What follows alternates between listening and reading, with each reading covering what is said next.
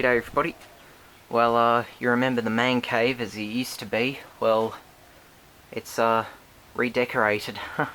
Essentially, spent all last weekend moving the bench over up against the wall and incorporating it, and it's definitely worth doing that. The amount of space I've managed to reclaim in here is unbelievable compared to what it used to be. I mean, like, I could hardly walk in here.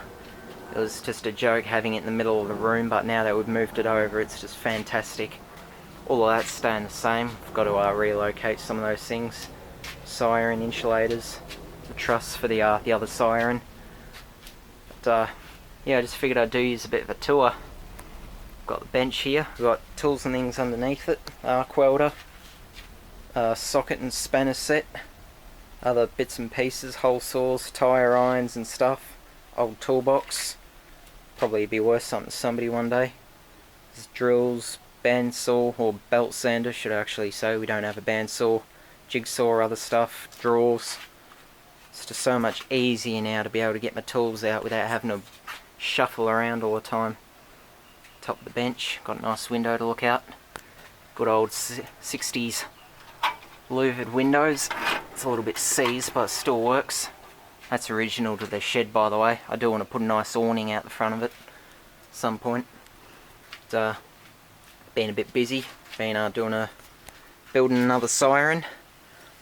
Just finished this one today. It's a 6-port single-tone radial. Doesn't like being picked up by the stator. It's only held on by those. It's just 3 of them on either side of it, but it works. And it's pretty loud. I mean, I've got the tolerances pretty damn good on this one. Like, you look at that compared to the 8 to 12 port, as you can see, it's pretty sloppy. And there's a little bit of a gap. I mean, it doesn't make noise at low revs, while this one actually does. I can do it by hand. Don't know how well you heard that, but definitely works. I'll give you a bit of a teaser of that later on. The old shredder, it still works as well, believe it or not. Hand crank now. It's no longer electric motor powered. It's partly it was just too hard setting up with an electric motor. That was powerful enough, but it was far too dangerous as well. I mean, I nearly lost my finger when I had it running with the GMF Betts motor.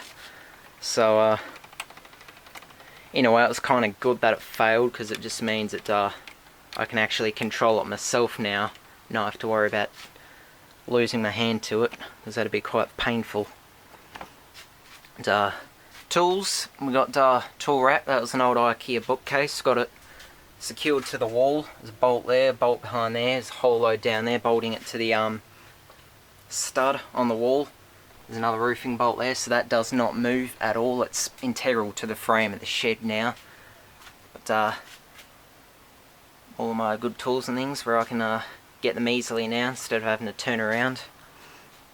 And variac, that still lives over in the old Panasonic microwave casing up inside there. Got another fluoro as well. It's up there. I know I'm a bit back and forth at the moment, but it's an old Crompton lighting unit. Works really well. It's just plug and cord. I've got 2 good fluoros for it as well. These 2 are a bit flickery. I mean, this one's close to the end of its life. And this one's got a few scratches in it. I haven't tested it, but it may work, I'm not sure. But I've got 2 good tubes for it. They're just there temporarily until I can find a safe place to store them. A lot of this is just going to stay the same, my area. Got more motors and things, insulators, siren.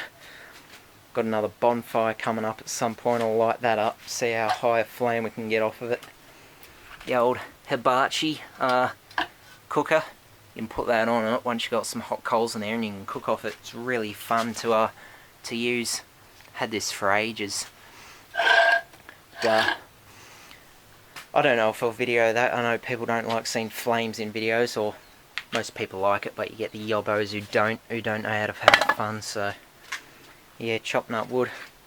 B222-4's unfortunately halted at the moment. Basically I'm having trouble trying to track down a bulb.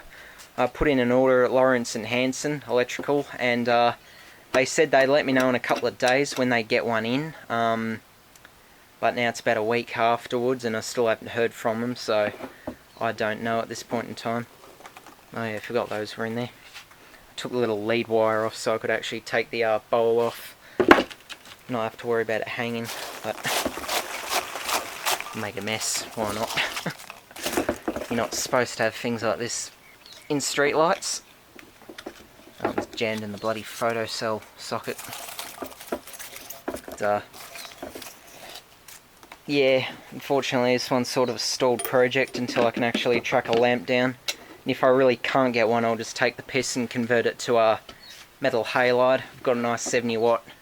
In fact, that 70 watt Bellaston igniter set will probably do really good in that, so I might end up doing that actually. Now I've got a nice mess for myself to clean up. But yeah, it's looking a lot different and so much nicer in here, being able to actually get in and do stuff. Not have to worry about falling over. That stays there as well for when I do end up lighting up fires in here. Accidentally, of course.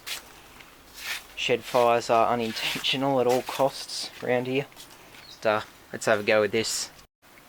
Now I will just state I'm not running this all out to full speed because there's a lot of families around here with young kids and I don't want to get complaints from the bloody neighbours about waking them up because this one's loud even at low speeds.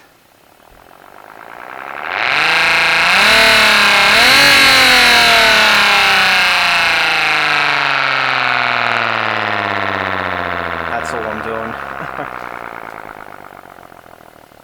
But damn, that is impressive. That's very impressive actually. I'll take it out in the street in midday or some point and just let it up to full power. So these little 6 ports, they go at about 6,000 revs, while the bigger ones like the 10 ports, they only go at 2,800 here. Yes, we do actually have Fidel Code Model 2s in Australia. They're one of the imports from America. But, yeah, stay tuned for videos on that and various other things that are in here. Hope you enjoyed the tour and thanks for watching.